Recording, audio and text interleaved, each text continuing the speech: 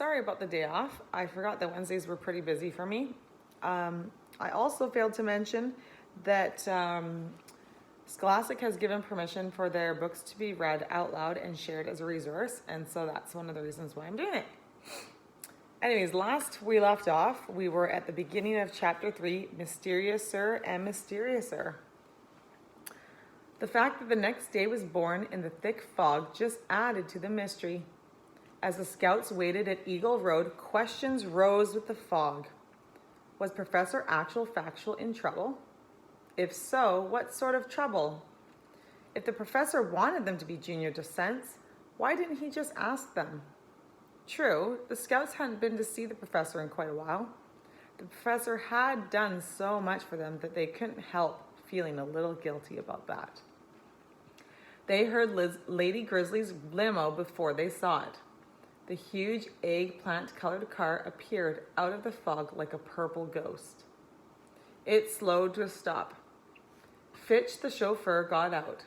He opened the door for the scouts. But wait, it wasn't Fitch.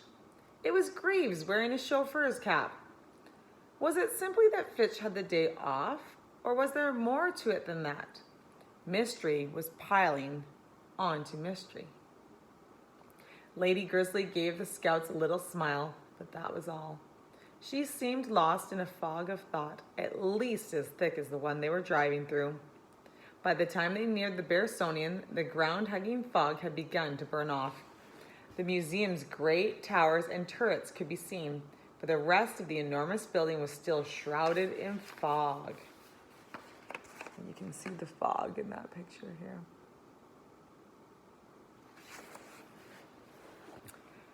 As the limo pulled into the parking lot, they heard a loud banging sound. Peering through the fog, the scouts saw a straw-hatted figure banging on the door of the Barrisonian with his cane. It was Ralph Ripoff. His bright green plaid suit shone through the fog. What was the Bear Country's leading crook and swindler doing banging on the door of the Barrisonian at opening time? "Good morning, Ralph," said Brother. "What are you doing here?" "Well," said Ralph, "if it isn't my little chums, the Bear Scouts. Not that it's any of your business, but I'm doing what you should be doing, protesting this outrage." The scouts looked around for an outrage. They didn't see any. "What outrage is that, Ralph?" asked Brother. "This outrage," said Ralph, pointing to the door. It was the kind of door with a window. Covering the glass on the inside was a sign. It said, "Closed until further notice."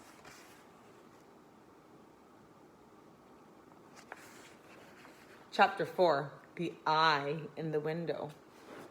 The scouts had to admit that Ralph had a point.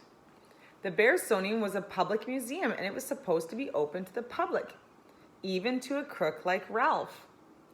"It doesn't make any sense," said Fred. It doesn't make any dollars or cents," said Ralph. "This is a public institution supported by taxes." Ralph stopped mid-sentence. He hadn't seen Lady Grizzly, but now the fog was lifting. "Why, Lady Grizzly," said Ralph, "I have admired you, lo, these many years. I can't tell you what a rare pleasure this is." Nobody had ever said Ralph wasn't a smoothie, especially with the ladies. The scouts watched as Ralph went into action. In one smooth motion, Ralph doffed his hat, placed it under his arm along with his cane, took Lady Grizzly's hand and kissed it.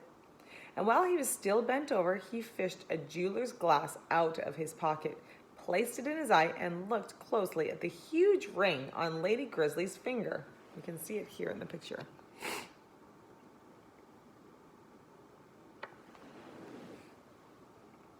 "What a beautiful emerald, my lady, as rare a jewel as yourself."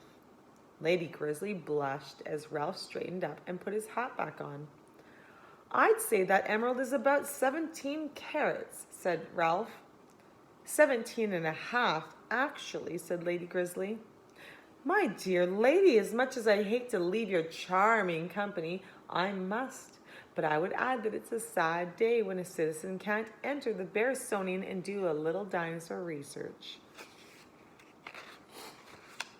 Dinosaur research, chorused the scouts. Yes, said Ralph. I'm working on a new theory of how dinosaurs became extinct. Well, ta-ta. Ralph tipped his hat and off he went, twirling his cane. You're the one who ought to be extinct, Ralph, shouted Sister. Why are you being so rude to that charming gentleman? Asked Lady Grizzly. Charming gentleman, said Fred. That's Ralph Ripoff, the biggest crook in Bear Country. You mean, said Lady Grizzly, that Mr. Ripoff is not entirely honest? Lady Grizzly, said Brother, Ralph is as dishonest as the day is long on the longest day of the year. And you don't believe he was here to do research on dinosaurs? Asked Lady Grizzly. No, said Lizzie, but he was here to do research on something just as old. The Bearsonian's gem collection. It's worth zillions, and Ralph's been after it for years. What a shame, said Lady Grizzly.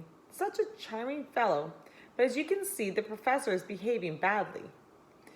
He's got no business closing down the Bearsonian like this. I mean, it's Bear Country's most important museum. Bears come from all over to visit it. Maybe the professor's just off on one of his research projects, said Fred. Wild goose chases is what the squire calls them, said Lady Grizzly. As a matter of fact, said Lizzie, who was into nature, the professor has done some important research on wild geese. I know that, and I'm a big fan of the professor, said Lady Grizzly. It's my husband, Squire Grizzly, who's the problem. He's head of the museum's board of directors, and he's got some real problems with the way the professor's running the museum. Look, said Brother, maybe the professor's got a good reason for closing down the museum. What we've got to do is ask him. Let's find out if he's here. We'll drive around back and check the science-mobile. If the science-mobile's here, then so is the professor. As the Bear Scouts and Lady Grizzly headed for the waiting limo, a corner of the closed until further notice sign was lifted and an eye peered out.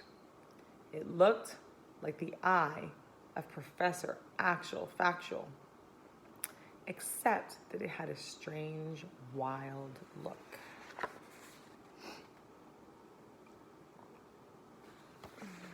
Chapter 5. Psst. Yeah, she says, psst. The professor's got to be inside the museum, said Brother when they reached the rear of the building. There's the 28 Science-mobile. It's in its regular spot. And there's Saucer 1 in its hangar, said Fred. The Science-mobile was a white van that the professor fitted out for field work. It had digging tools for fossil hunting, diving gear for marine study, and a mini-lab for doing tests. It even had a telescope built into its roof to study the stars. Saucer 1 was a combination plane, blimp, and submarine. It was used to fight pollution. The Bear Scouts and Lady Grizzly stood in the hangar and looked up at the great craft. Now, if you notice in the corner, you can actually see the Science-mobile through the door as well. But that is Saucer 1 right there.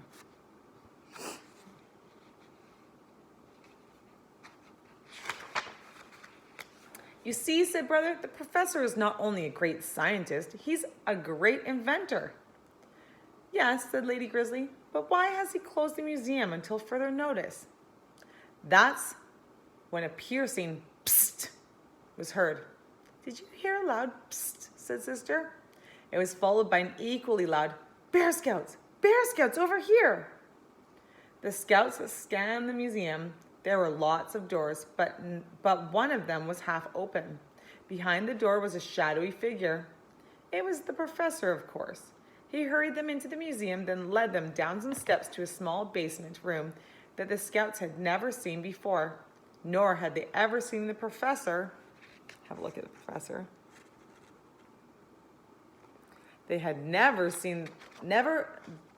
Nor had they ever seen the professor looking or acting so strangely.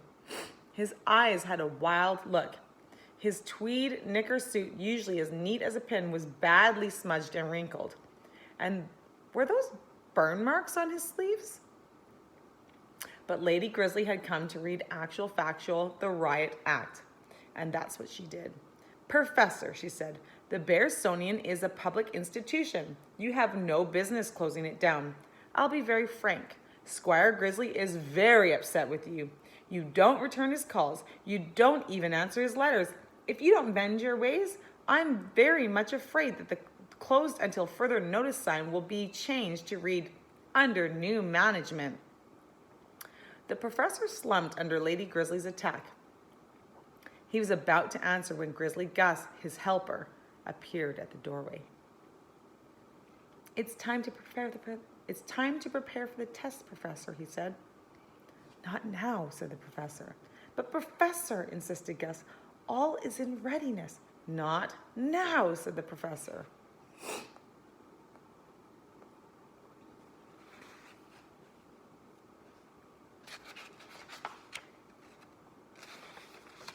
Gus was gone down some steps from the sound of it.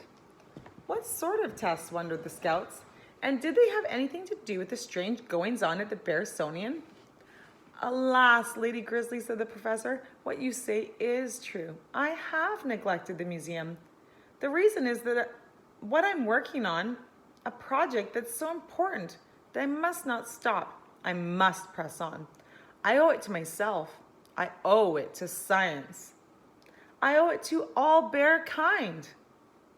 Professor, said Brother, are you working on some kind of secret invention? Is that why you've neglected your studies and closed the museum? Guilty as charged, said the professor. But this is the invention of a lifetime, an invention that will change the nature of life itself. Lady Grizzly and the Bear Scouts put their heads together and had a little meeting right then and there. An invention that will change the course of history. This invention, said Lady Grizzly. When will it be completed? One cannot say for sure, said the professor, but it shouldn't be too much longer. Another test or two, and then, of course, I shall present it to the world. It will be my gift to bear kind. Well, said Lady Grizzly, the scouts and I have put our heads together and come up with a plan that should satisfy both you and the squire. Do you want to hear it? I'm all ears, madame, said the professor. All ears, heart, and soul. Chapter 6, To Spy or Not to Spy. And we will end it there for now. And I will read again with you tomorrow.